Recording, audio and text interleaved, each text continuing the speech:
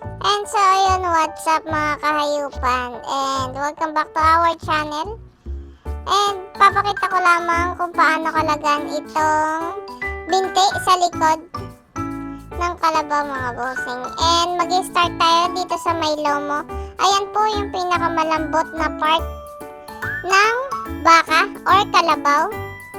And sa mga hindi naniniwala po, 5 to 10 minutes lang po yung paglaga doon, bossing. Hindi lamang po baboy ang merong lomo or tenderloin na tinatawag ng iba mga bossing.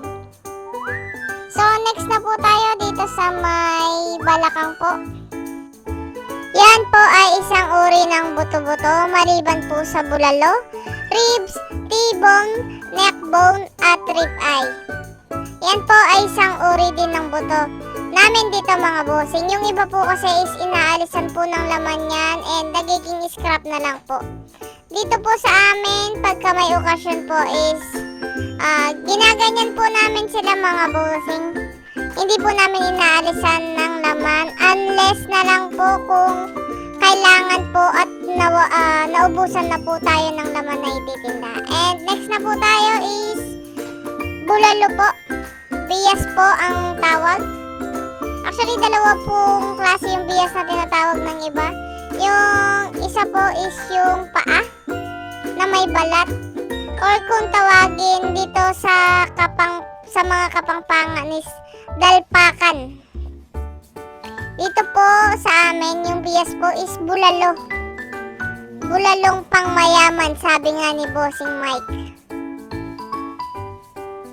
And ayan na po, next po is bulalo again po yung nasa loob. Yan po yung may tinatawag po na dumbbell.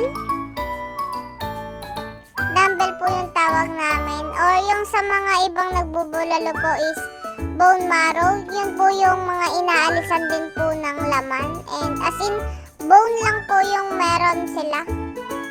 Mukha po silang dumbbell kaya tawag po namin dyan is dumbbell mga bossing. Ayan. Ayan siya mga bossing.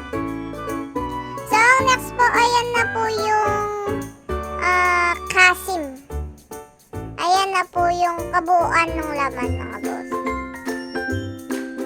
So, thank you for watching mga bossing until to our next vlog mga